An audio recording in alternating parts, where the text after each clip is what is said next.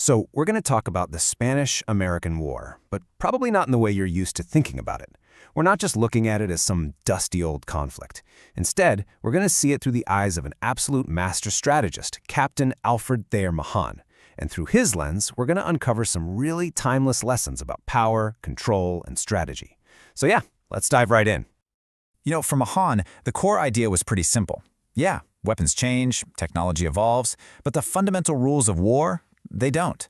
And for him, the conflict with Spain was the ultimate proof. It wasn't just about Cuba. Not really. It was this incredible live-fire demonstration that the exact same naval principles that worked for old wooden sailing ships, they still worked for modern steam-powered battleships. And that's the lens we're going to be using to break this all down. All right, so here's our game plan. We're going to follow the whole strategic story of the war. We'll start with the big problem the U.S. was facing right at the beginning. Then we'll go on the hunt for this mysterious Spanish ghost fleet. After that, we'll see how a good old-fashioned naval blockade started to turn the tide. And finally, we'll look at that one single, decisive moment that basically ended the whole thing and left us with some lessons that, believe me, still matter today. Okay, first things first. We have to get one thing straight. This entire conflict, from the very first shot to the very last, it all revolved around one critical element: naval strength. Sea power.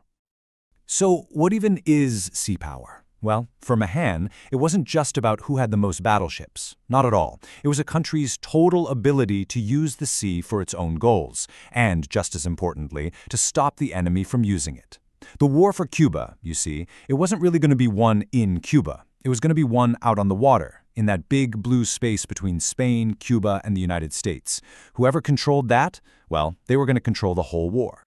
So right at the beginning of the war, the United States ran smack into a classic strategic problem. It was this huge clash between what made sense militarily and what the public was demanding. And here's the tension right here. On one hand, the military's objective was crystal clear: go on the offensive, take the fight to the enemy in Cuba. But on the other hand, this massive wave of panic, Mahan literally called it unreasoning and unreasonable panic, just swept up and down the East Coast. People in coastal cities were terrified of being bombarded by Spanish ships. And that public outcry, it forced the Navy to split its focus between attacking and defending. A huge problem. And this quote right here, it just gets to the absolute heart of what that panic cost them. Mahan's whole argument was that because America's own coastal defenses were so weak, its incredibly powerful Navy was, for all intents and purposes, chained to the shore. Instead of going on the attack, it was stuck playing goalie for the coastline. And that crippled its ability to go fight the war where it actually mattered, out in the Caribbean. So, the crucial point, and you really got to get this, is that Mahan saw the Navy and the coast defenses as a team. Think of it like a sword and a shield. The coast defenses, that's the shield. It's stationary, it's strong, and its job is to protect home base. That frees up the Navy, the sword, to be mobile, to go on the offensive, and to take the fight to the enemy. But what happens when your shield is weak? Well, the sword has to try and do both jobs at once, and it can't do either one of them very well. Okay, so this strategic paralysis, it was about to get a whole lot worse. Why? Because another huge problem just popped up. A powerful Spanish squadron commanded by an Admiral Cervera had just, well, it had vanished, somewhere out in the middle of the Atlantic. And just like that, a major threat was created out of thin air. And this brings us to a classic military concept, one that Mahan absolutely loved to break down. It's called the fleet in being. Now, what is that? It's basically a strategic ghost. See, this fleet, it doesn't actually have to fight and win a big battle. Its real power comes from its potential, just from the fact that it exists. As long as it's out there, somewhere, the enemy is forced to guard everywhere at once, totally paralyzed by uncertainty. And Cervera's 4 armored cruisers, they were the perfect fleet in being. And get this, for almost 2 whole weeks, 2 critical weeks, nobody in America had a clue where Cervera was. Was he sailing for Boston, New York, maybe the Gulf of Mexico, the Caribbean? Nobody knew. And this total uncertainty completely froze U.S. strategy. The plans to invade Cuba? Put on hold. The powerful American Navy was just forced to sit there, wait, and wonder. It was a perfect example of the paralyzing power of a fleet in being. So this brings us to the exact question that was just haunting the American war planners. Put yourself in their shoes. What do? Right? Do you scatter your powerful fleet to defend 1,000 miles of coastline, which violates a basic principle of warfare?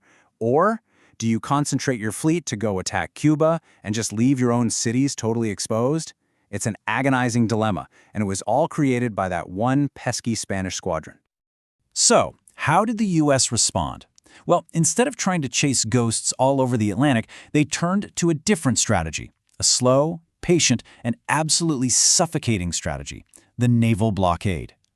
Now, Mahan pointed to this as the single most important American operation of the entire war. And the logic behind it was simple, but it was also brutal. Think about it. Spain's army in Cuba was basically an island on an island. It couldn't feed itself, it couldn't rearm itself, so by surrounding Cuba's ports with ships, just like an anaconda squeezing its prey, the U.S. Navy could just slowly choke the life out of the Spanish war effort. You know, it's the strategic equivalent of cornering a market by controlling the entire supply chain.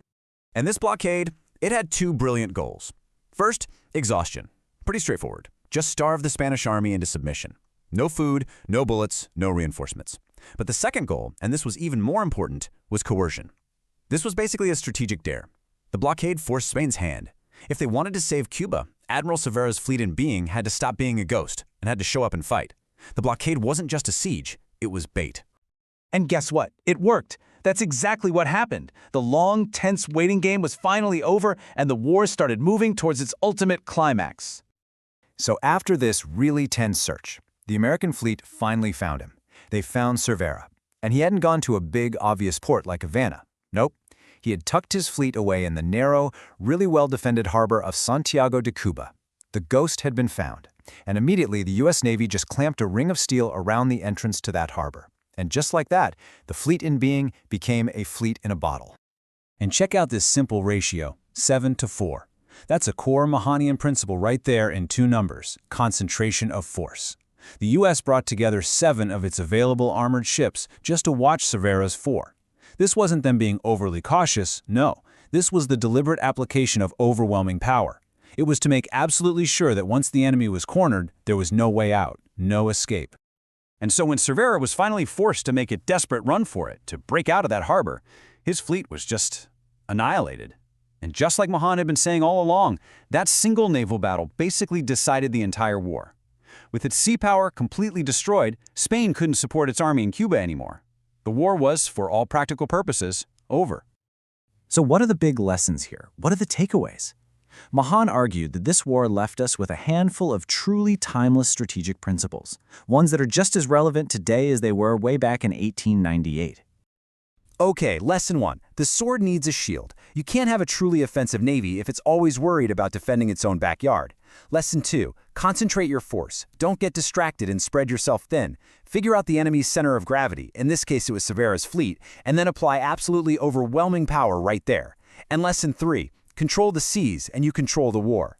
The fight for the island of Cuba, it was actually won hundreds of miles away, out on the open ocean.